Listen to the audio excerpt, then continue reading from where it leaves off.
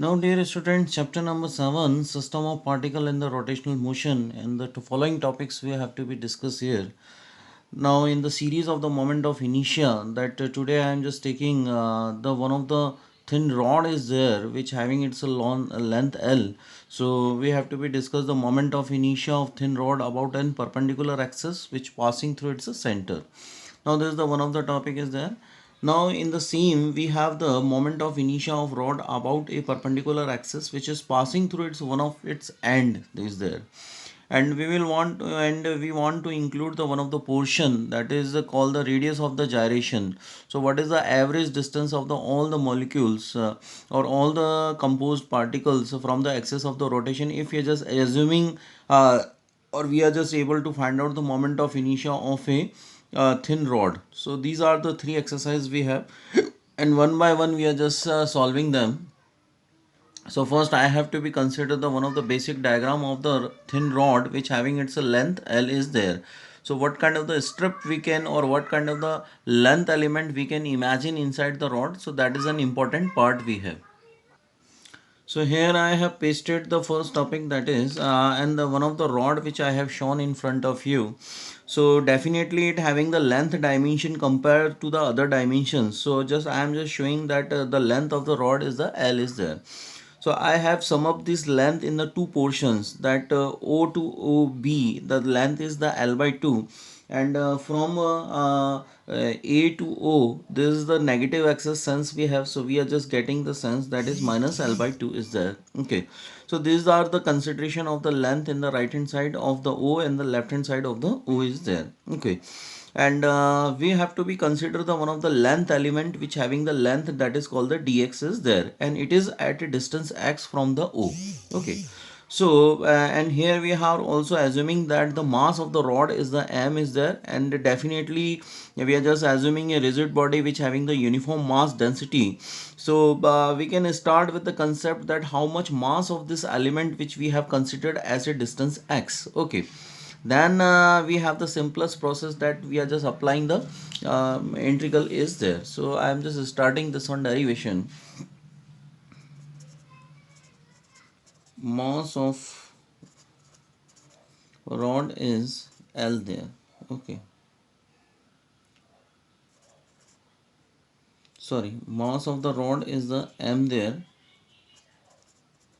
length of rod that is called the s. So mass per unit length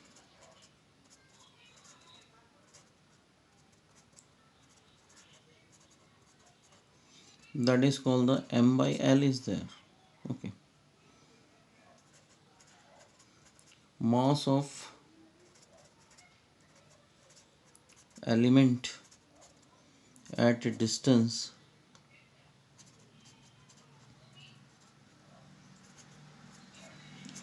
x from O, that is called the m by L into dx. So this is the mass of the element which we have considered in a given rod of length L is there.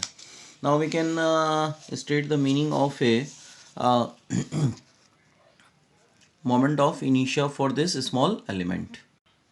So this is the one of the basic formula which I have construct here. The mass of the mass of moment of inertia of element that is equal to di is equal to mass of element into distance square is there, and di is the moment of inertia, and definite the mass of the element which we have considered that m by L into dx is there, and the element which having the distance square that is called the x square.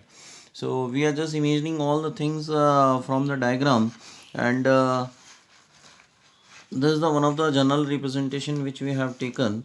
Now we are just applying this one moment of inertia for the whole body, for whole body. So we are just assuming the integral is there, that is called the 0 to I is there, and we are just also approaching the integral on a length of a rod. Okay, that is a moment of inertia, that is minus L by 2 to plus of L by 2, because we have imagined the length in the right hand side as well as in the left hand side. So this one axis is the plus axis is there, So we are just assuming the length element L by 2 as a plus, and this is the minus L by 2 is there. Now just we are just approaching the simplest integral. Now I is the simplest moment of inertia, and definitely it's a y o y dash axis, so I am just writing it here. Now irrelevant things which inside the integral I am just keeping them outside. M by L is there, and I have the integral minus L by 2 to plus L by 2 is there, x square dx is there. Okay, now I am just solving the integral. M by L is there, x is to cube upon 3, and this is called the minus L by 2 to plus L by 2 is there. M upon 3 L is there, and that is called the L by 2 raised to cube is there, minus of L by 2 raised to cube is there. So this is the one of the basic general term we have, and the I y o y dash is there. We have to be considered the M upon 3L is to be divided by L raised to cube by 8, and here we have the minus sign is there inside, so I am just making the solution of that L raised to cube upon 8 is also there with the positive sign, because I am just multiplying the minus minus plus and plus minus minus, so minus minus plus is there, so I am just getting this one solution. So this is the one of the basic general solution, the moment of inertia of a thin rod about an axis which passing through its center, which is perpendicular to its length. Okay, so this is the one of the general descriptions we have. Now we are just talking about the moment of inertia of a thin rod about an axis which passing through its one of its edge is there. Now this is the one of the portion we have about which we have to be find out the moment of inertia, and we have to be discuss the moment of inertia that about an perpendicular axis which passing through its one of its end, and that is called the AB is there. So we have to be apply the basic concept of the parallel axis theorem. So we are just making the consideration of the moment of inertia which passing through its center of mass. So I am just assuming that is called the I y o y dash is there, plus mass of the rod is the m, and the perpendicular square of the perpendicular distance between the two parallel axes. So here we have the perpendicular distance that is called the L by 2 is there. So this is the meaning we have, and we are just making the square of that part. And already we have discussed the moment of inertia about the y o y dash axis, that is called the ml square upon 12 is there, and here we are just getting the ml square by 4 is there. Okay, so this is the simplest the moment of inertia iab is there. So whenever we are just taking the LCM of that part, so we can understood that it comes about ml square upon 3. So this is the simplest the moment of inertia which we have discussed here about an axis which is perpendicular to its one of its edge is there. Now third portion which I have included here, that how can we discuss the radius of the gyration as per the notification of the moment of inertia. So we are just saying the moment of inertia about the radius of the gyration can be stated that mk square, and that can be equivalent to the moment of inertia about the y o y dash axis. Suppose we are just taking that part. Okay, so that comes is in the manner that ml square by 4 sorry 12 is there.